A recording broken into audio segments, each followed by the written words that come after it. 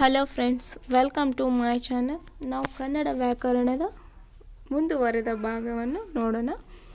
ವೃದ್ಧಿ ಸಂಧಿ. ಸಂಸ್ಕೃತದಲ್ಲಿ ಐ ಮತ್ತು ಔಕಾರಗಳಿಗೆ ವೃದ್ಧಾಕ್ಷರಗಳು ಎಂದು ಕರೆಯುತ್ತಾರೆ. ಈ ವೃದ್ಧಾಕ್ಷರಗಳೇ ಆದೇಶವಾಗಿ ಬರುವುದರಿಂದ ಇದಕ್ಕೆ ವೃದ್ಧಿ ಸಂಧಿ ಎಂದು ಕರೆಯುತ್ತೇವೆ. ವೃದ್ಧಿ ಸಂಧಿಯ ನಿಯಮ ಏನು ಹೇಳುತ್ತದೆ ಅಂದರೆ, ಪೂರ್ವ ಪದದ ಅಂತ್ಯದಲ್ಲಿರುವ ಅ ಆಕಾರಗಳಿಗೆ ಓ ಐ ಕಾರಗಳು ಪರವಾದರೆ ಸಂಧಿಯಾಗುವಾಗ ಎ ಐ ಕಾರಗಳಿಗೆ ಐ ಕಾರವು, ಓ ಔಕಾರಗಳಿಗೆ ಔಕಾರವು ಆದೇಶವಾಗಿ ಬಂದರೆ ಅದನ್ನು ವೃದ್ಧಿ ಸಂಧಿ ಎಂದು ಕರೆಯುತ್ತೇವೆ.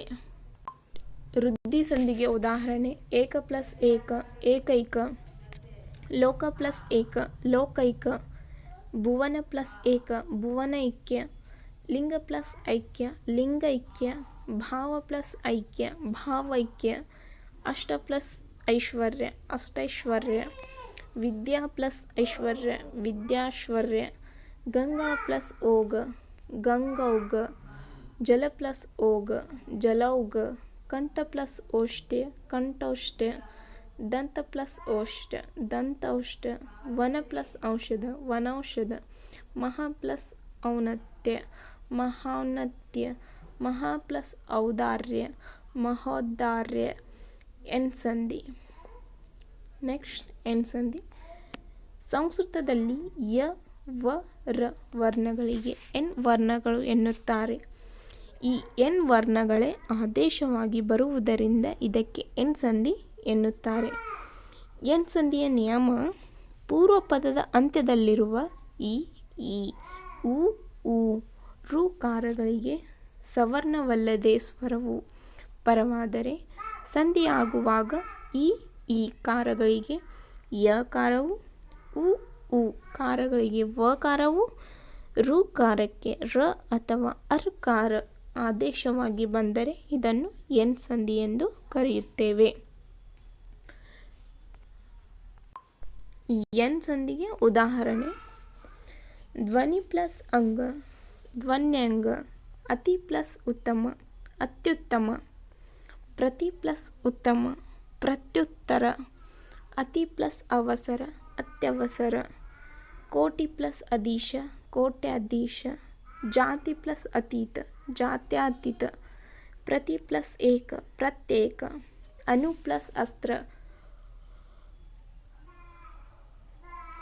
ಅನ್ವಸ್ತ್ರ, ಮನು ಪ್ಲಸ್ ಅಂತರ ಮನ್ವಂತರ, ಗುರು ಪ್ಲಸ್ ಆಜ್ಞೆ ಗುರುವಾಜ್ಞೆ, ವಧು ಪ್ಲಸ್ ಆಭರಣ ವಧ್ವಾಭರಣ, ವಧು ಪ್ಲಸ್ ಅನ್ವೇಷಣೆ ವಧ್ವೇನ್ವೇಷಣೆ, ಮಾತೃ ಪ್ಲಸ್ ಅಂಶ ಮಾತ್ರಾಂಶ, ಪಿತೃ ಪ್ಲಸ್ ಅರ್ಜಿತ ಪಿತ್ರಾರ್ಜಿತ, ಕರ್ತೃ ಪ್ಲಸ್ ಅರ್ಥ ಕರ್ತ್ರರ್ಥ, ಶಾಲಿ ಪ್ಲಸ್ ಅನ್ನ ಶಾಲನ್ಯ. ಸಂಸ್ಕೃತ ವ್ಯಂಜನ ಸಂಧಿಗಳು. ಜಶ್ವತ್ ಸಂಧಿ.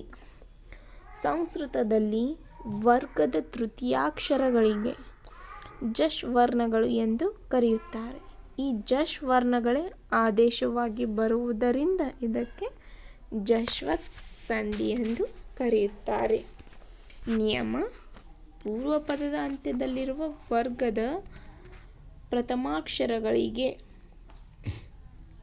ಕ ಚ ಟ ತ ಪ ಅನುನಾಸಿಕಾಕ್ಷರಗಳನ್ನು ಹೊರತುಪಡಿಸಿ ಬೇರೆ ಯಾವ ವರ್ಣ ಎದುರಾದರೂ ಸಂಧಿಯಾಗುವಾಗ ಅದೇ ವರ್ಗದ ತೃತೀಯಾಕ್ಷರಗಳು ಗ ಜ ಡ ದ ಬ ಆದೇಶವಾಗಿ ಬಂದರೆ ಅದನ್ನು ಜಶ್ವತ್ ಸಂಧಿ ಎಂದು ಕರೆಯುತ್ತೇವೆ.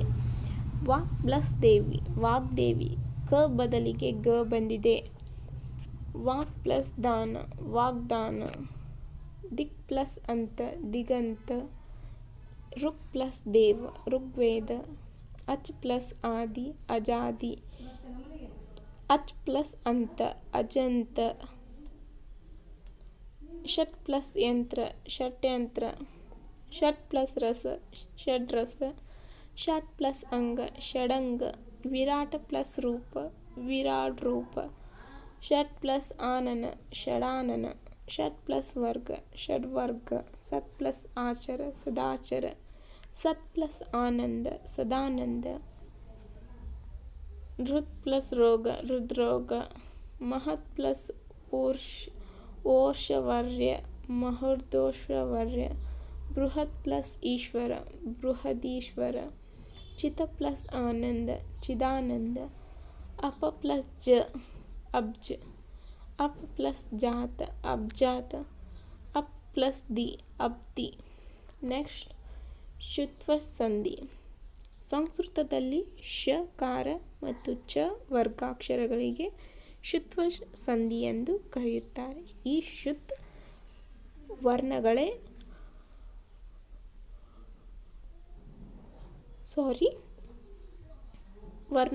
ಆದೇಶವಾಗಿ ಬರುವುದರಿಂದ ಇದಕ್ಕೆ ಶುತ್ವ ಸಂಧಿ ಎಂದು ಕರೆಯುತ್ತಾರೆ.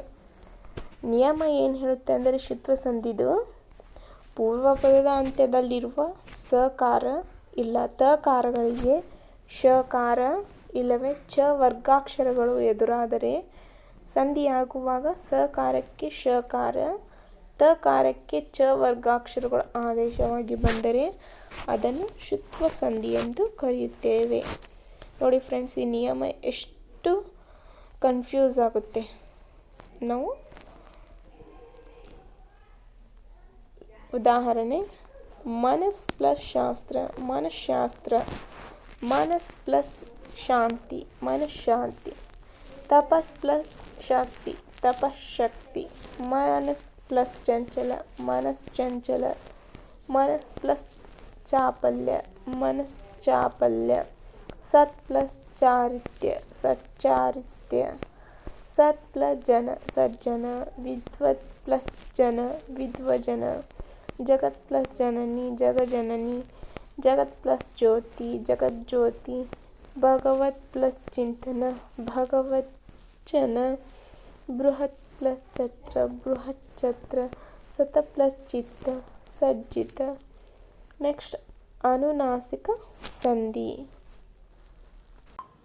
ಅನುನಾಸಿಕ ಸಂಧಿಯ ನಿಯಮ ಏನು ಹೇಳುತ್ತೆ ಅಂದರೆ ಪೂರ್ವ ಪದದ ಅಂತ್ಯದಲ್ಲಿರುವ ವರ್ಗದ ಪ್ರಥಮಾಕ್ಷರಗಳಿಗೆ ಯಾವುದಾದರೊಂದು ಅನುನಾಸಿಕಾಕ್ಷರ ಪರವಾದರೆ ಸಂಧಿಯಾಗುವಾಗ ಅದೇ ವರ್ಗದ ಅನುನಾಸಿಕಾಕ್ಷರಗಳು ಆದೇಶವಾಗಿ ಬಂದರೆ ಅದನ್ನು ಅನುನಾಸಿಕ ಸಂಧಿ ಎಂದು ಕರೆಯುತ್ತೇವೆ. ಉದಾಹರಣೆಗೆ, ವಾಕ್ ಪ್ಲಸ್ ಮಯ ವಾಗ್ಮಯ, ದಿಕ್ ಪ್ಲಸ್ ಮೂಢ ದಿಕ್ಮೂಢ, ಷಟ್ ಪ್ಲಸ್ ಮುಖ ಷಣ್ಮುಖ, ಸತ್ ಪ್ಲಸ್ ಮಾನ ಸನ್ಮಾನ, ಚಿತ್ ಪ್ಲಸ್ ಮಯ ಚಿನ್ಮಯ, ಸತ್ ಪ್ಲಸ್ ನಡತೆ ಸನ್ನಡತೆ, ಬೃಹತ್ ಪ್ಲಸ್ ಮಠ ಬೃಹ ನಟ, ವಿದ್ಯುತ್ ಪ್ಲಸ್ ಮಾನ ವಿದ್ಯುನ್ಮಾನ, ಅಪ್ ಪ್ಲಸ್ ಮಯ ಅಮ್ಮಯ ಸಾಗರ. ನೆಕ್ಸ್ಟ್ ಬರುವುದು ವಿಸರ್ಗ ಸಂಧಿ. ವಿಸರ್ಗ ಸಂಧಿಯನ್ನು ನಾವು ಮುಂದಿನ ವಿಡಿಯೋದಲ್ಲಿ ಸಂಕ್ಷಿಪ್ತವಾಗಿ ನೋಡೋಣ. Thank you for watching the video. Thanks a lot.